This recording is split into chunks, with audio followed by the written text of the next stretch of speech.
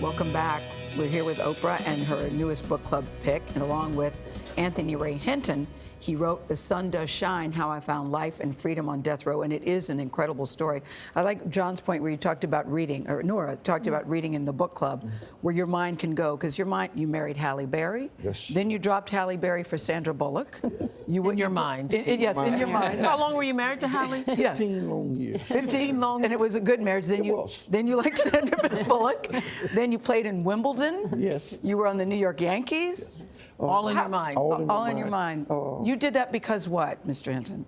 I needed to escape. Yeah. To live in a 5x7 day in and day out, 365 days a year, is unbearable. Yeah. And can anyone imagine if you're there for something you know you didn't do? Yeah. That was worst. So even when there was a lawyer at one point who offered you the opportunity to be able to take the life sentence, you said you would rather die than Yes. take the life sentence because it would mean that you were admitting. You were admitting to because you kill. passed a polygraph. You had an alibi. Were you at work? Yes. People were ready to say he was at work, and they didn't want to hear it. No. And yet the first night you have your freedom, where did you spend the night? I spent it at Lester House. Yeah, Lester. We stayed up to about 2 in the morning, and when they went to bed, I got in the bed that I felt was the softest bed that I ever laid in. Because you like soft things. Yes. Miss soft things, yes. I did, but this soft thing, about an hour later, became a nightmare to me. I couldn't sleep. I had to go in this bathroom and lay on the floor and sleep. And my heart rate was just beating, and I said, I know God didn't bring me out of here to let me die of a heart attack. And once I ran into the bedroom, I didn't want to wake Lester up and his wife up. And I went in the bathroom, I shut the door, and as I sit on the floor, my heart rate started going down. And I realized that I had lived in a place so small for 30 years. Yeah, 5x7. Yes. Yeah. That I wasn't used to being in this open space. And I just locked the door and got in another fetus position and just slept the night away. What was it like when you first walked out? I know you call the book The Sun Does Shine because that's what you said when you first walked out of being incarcerated for 30 years. What was it like to be in that world of an open space and sky and grass and trees the first time? It was beautiful. I couldn't believe it. And in my mind, I kept saying, is this a dream? Because I had fantasized so much in my mind and trying to escape, and I kept asking myself, am I fantasizing now?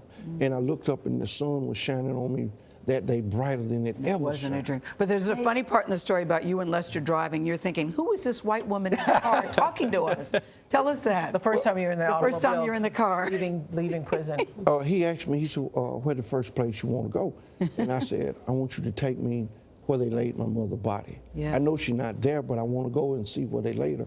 And he said, okay, and I buck up, and I seen him fidgeting with the radio. I'm thinking he's trying to find a radio station. Yeah. And he was putting in now that I know address. And as we went down the road, this white lady come on, and 1/10 of a mile turned right.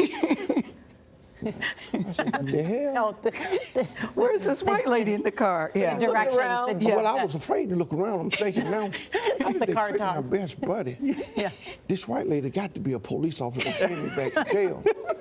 And I'm trying to point. That's a white lady. And he just laughing and laughing, and There you go. There's a white lady back back there. and We're- he couldn't take it anymore. He pulled Turn over. in 700 feet. And he, you're like, yes, and he said, that's GPS. He said, she's in here. I said, how the hell she get in there? She laying in there.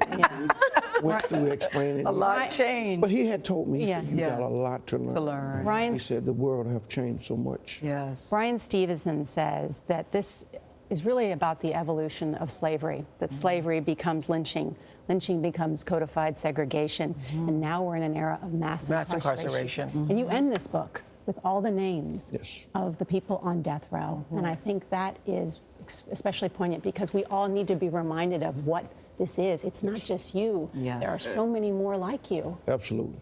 I often tell people, and I told Ms. Winfrey, there's thousands upon thousands of Anthony Ray Hinton in prison in this country. And I've learned that if you don't have the money to have decent defense, Yeah, can capital easily punishment hold. is You could people with easily capital. Can I just say this? Yes. When Gayle was reading the book, because I'm like, read the book, Yeah. oh, great. Yeah. And I feel that way for everybody who's watching us.